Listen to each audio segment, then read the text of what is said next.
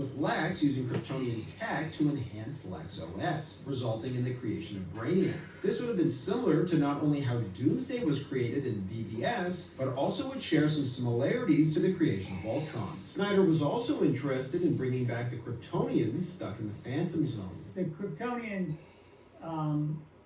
that are in the Phantom Zone are probably still around.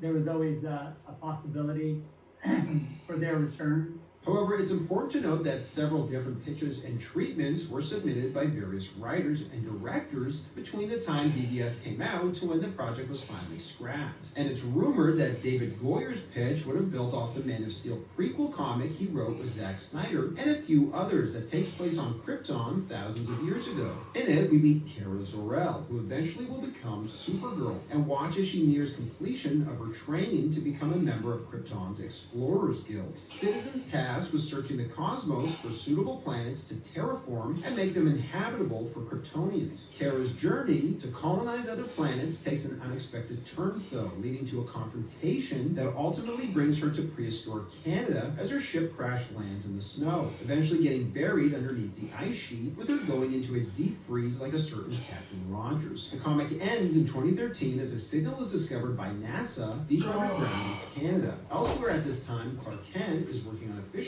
boat off the Alaskan coast. In Man of Steel 2, Supergirl would have been awake at a showdown worthy of a WrestleMania main event. The hierarchy of power in the DC universe is about to change. This is also a good time to point out that both Johnson and Cavill have the same manager, Johnson's ex-wife, Dani Garcia. And Johnson and Garcia were relentless in not only convincing Cavill to return to the role, but Warner Brothers as well, who were reluctant to sign on. But eventually they did and paid Cavill $250,000 to appear at the end of Black Adam in a cameo that was shot very late in production, which saw Cavill don the original Superman suit from Man of Steel. At this stage, Cavill even left his role on The Witcher, with some speculating it was to focus on playing Superman again, although there were also reports of creative differences. I wanted to make it official. I am back as Superman. Unfortunately, two very important things happened next. First, Black Adam would bomb relative to its budget and receive mostly negative reviews. And two, James Gunn would be hired by Warner Brothers in a Kevin Feige-like role to run DC. Is James Gunn the Kevin Feige of DC? Peter Safran does a lot of what Kevin Feige does. A lot of what I do is I just work on the creative side of things. And his first order of business would be to finish all of the DC films currently in production. He turns on the usual protections, but while he looks for the Ice Princess, Penguin's goons break into the car. Batman finds the princess, but Catwoman stops him from rescuing her, then drags the Ice Princess to the building's roof and leaves her on a ledge. Before Batman reaches her, Penguin releases a cauldron of bats to push her off the roof. She falls to her death, and when the citizens of Gotham look up, they see Batman and accuse him of pushing her. Police fire on him, and Batman falls to a terrace, where Catwoman finds him and straddles him. Batman notices a mistletoe and says, "Mistletoe can be deadly if you eat it." She responds, "But a kiss can be even deadlier if you mean it." It licks Batman's face like a cat. Batman escapes her grasp and leaves. Then Catwoman argues with Penguin. She thought they were just his frequency, and over the speakers plays recordings from the previous night. Penguin's rantings to Batman, proving him a crook. The crowd turns on Cobblepot, pelting him with eggs and tomatoes. And as Shrek turns his back on the disgraced mayoral candidate, Cobblepot runs off and returns to his Penguin sanctuary. Then he reveals to his circus gang what he was really complicated to know the teachings of this unrepeatable life. For that reason, today we will delve not only into the lights, but also into the shadows. In the mentality of a man without scruples, willing to leave everything behind, who brought bodybuilding to the streets, who enhanced the masculinity of his generation with his action movies, and then influenced public life. Arnold was not president of the United States because his constitution forbade it. But how far did his ambition go? About my hunger, and my father contributed for me wanting to get away from Austria and to get away from home, because they were not like, come on Arnold, stay, can you stay as long as you want? No, with 15 I already had to pay to live at home. I mean, I made 300 shilling a month as an apprentice, and 100 shilling I had to give my parents so I could get the food. They made me contribute, and I hated that. I said to myself, this is uncalled for, because my friends didn't have to do that. Also grown up watching Steve Reeves movies playing Hercules. He knew that having a good physique could open many doors for him. For that reason, he had no qualms about training as much as it took. At the age of 15, Arnold decided to focus on bodybuilding instead of soccer, or more than bodybuilding, in strength sports in general. Arnold was a weightlifter, he was a powerlifter. He found his sources of inspiration in the movies. Precisely in the male figures of that time as Reg Park, the aforementioned Steve Reeves or Johnny Weissmuller. And with his passion already defined, Arnold comments that he also told his parents that he was going to be the strongest man in the world. So he begins to train to find a medal in the local competition and gradually work his way up the sporting ladder. However, the Austrian military service got in his way. I arrived here in 1968. What a special day it was. I remember arrived here with empty pockets, but full of dreams, full of determination, full of desire. Arnold steps into America with a certain cachet. The cachet of a young man who has already won everything he had to win in Europe, who has arms of 50 centimeters and a rib cage never seen before.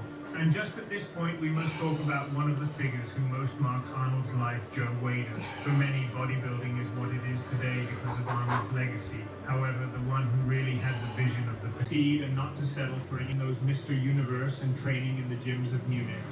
Franco Columbu would be Arnold's training partner in his goal to become Mr. Olympia. Arnold was so obsessed with this Mr. Olympia that he even took ballet lessons to perfect his posing on stage. All his dedication seemed to pay off. Arnold entered the Mr. Universe, one of the most special championships for him, as he shared the stage with none other than his childhood idol, Reg. Not only was he sharing the stage with an idol, the dream of so many of us, but he beat him. He beat him the same year he was preparing to become the best bodybuilder in the world. And now we have arrived at the Mr. Olympia of 1970, one of the most famous competitions in history, where one of the most controversial anecdotes took place. Arnold would continue with his tour of competitions, this time in the Mr. world. And to the surprise of many, guess who was also there? None other than Sergio Oliva. This would be the preparation for the truly important Mr. Olympia competition. Olympia. And this is where we can begin to see all that Arnold was willing to do to win. Arnold's strategy was clear. He knew he had the size. He wanted to arrive as defined and conditioned as possible. This would be his trump card, a trump card that had worked for him.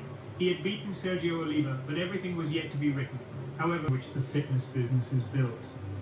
But back then, it was also visionary of Arnold to start a mail order company, selling supplements and, among other things, workout videos. Of course, Arnold also played the role of image for the guy who got a huge slice of the bodybuilding pie. Joe Wader started selling his first supplements and energy bars. All this would derive until today in the industry that we all know of products related to training and fitness. They are now part of the daily lives of millions of people. But back to Arnold's story. The year 1971 was to be a pivotal year in his life, a year that would mark his character forever. His brother Meinhard Schwarzenegger died in a car accident. He had been drinking and died on impact. Wendy Lee tells us in Arnold's biography that he did not attend his funeral. And here we are given multiple versions. Once again, Arnold's superiority was not just physical. That day, the room in which the pre-jump gym was to be held was too small. So Arnold proposed to change to a room where there was a much darker background that would highlight even more his structure in front of Oliva's. That being a person of a dark-skinned one, his structure would be more reduced. And this that seems silly in bodybuilding, the optical effect plays a fundamental role. For this reason, they say that this has been one of the most competed and most controversial Mr. Olympias also. The vast majority of those who were there gave Oliva as the winner. Arnold himself in a future biography acknowledged that in the 72nd Oliva was outstanding. And this is where the judges rule in Arnold's favor, that you will all know him for playing none other than the Incredible Hulk. Arnold's strategy for this Mr. Olympia is different. That year he puts in a lot more size. For that reason he presents his heavier physique on stage. For many, this is what has truly been Arnold Schwarzenegger's best physique. If Lou is known for being a big physique, notice how in these images Arnold is able to make him look small. At the time, he also had legs that today would be out of balance with his torso.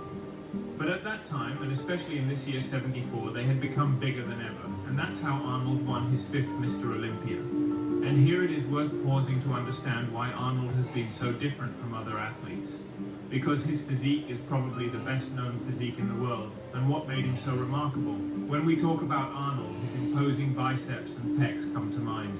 But Arnold possessed a rib cage that even dozens of years of bodybuilding later has hardly ever been seen again. For example, if we go to his double front biceps, despite having a wide waist, Arnold had lats that were practically inserted into his waist. Arnold had a rib cage of incredible dimensions, and you can see this by looking at the size he possessed from the balance. Imagine Arnold with Chris Bamstead's shoulders back then. In the end, it was a massive physique. His weakest point, without a doubt, was his waist. It really was a wide waist, but that's also where you could see such a big, massive physique. In addition, the pose he presented from the back was totally dense, a striated lumbar, totally deep cuts, and a peak in the biceps that very few have still had to this day. And something that people don't talk about much, not to mention a very complete physique for a person approaching 6 feet tall. No wonder they set their eyes on him for the movies, to be on the cover of magazines. And Arnold really made an impact. So let's imagine how he must have felt in the year 1974, knowing that he had triumphed, that he had the best physique in the world and started to walk the streets of Venice Beach. Well, these images are mostly from the documentary Pumping Iron. The year is 1975. Arnold was already unrivaled. He had done it all. The Machiavellian plan that he knew was going to make him much better known. And no, this is not me saying it. Arnold himself claimed that he made up many of the parts, many of the comics, all this in order to get the viewer's attention. Arnold justifies it all in the name of bodybuilding, but was he really doing it for bodybuilding, or was he doing it for his own image? Although the documentary is sold as an objective documentary, it is really a docudrama planned down to the smallest detail. In it, we are shown an Arnold training in Venice Beach, surrounded by women, surrounded by friends, very outgoing, versus a Lou Ferrigno who comes across as dispirited, training in the basement of his house, someone much more familiar, who was trained by his own father. Lou Ferrigno confirms to us that really his father had little to do with bodybuilding and what was depicted in that documentary. However, he fed the narrative thread of the story. Years later, Lou Ferrigno affirmed that when he saw the documentary, he felt that he was not the one, he saw a monster. Although the truth is that in the end, the documentary had its effect. Arnold won the Mr. Olympia in 1975, and the appearance of this documentary not projected to the world through a bodybuilding documentary, and that he also receives a Golden Globe. It seemed that his long-awaited American dream was beginning to come together. It seemed that now, yes, Arnold could become a star. He attends the Cannes Film Festival and does not miss the opportunity to show himself in front of the cameras, to show his strionic personality. He was the best physique in the world. He was succeeding and breaking in the movies. He deserved a role in a big movie. And this is where Arnold's big break came. It is said that since Hollywood producer Edward Pressman had seen the Austrian bodybuilder in the document that would give him stardom, in the year 1980, the Mr. Olympia contest continued to advance. Now new bodybuilders were coming to the fore. Mike Menzer, Frank Zane, Chris Dickerson. Arnold was out of the equation. It was known that he now wanted to go into film, and it was impossible that the same year he was shooting a movie for which he was ordered to lose muscle mass, he was going to run for that Mr. Olympia. Arnold himself told Frank Zane, with whom he had a close bond at that time, that he would not present himself, that he would only travel to Australia, where the contest was going to be held, to act as a commentator, but that he was now focused on his filming. However, it is said that he only had a few months of preparation. Himself was there too, Danny Padilla, Samir Bannout, Cassie Viator, a cast of bodybuilders that predicted a real show that year. And just as everything was about to get underway, the fans in Sydney saw on stage not only a bodybuilder, but a star who had put bodybuilding in exercise.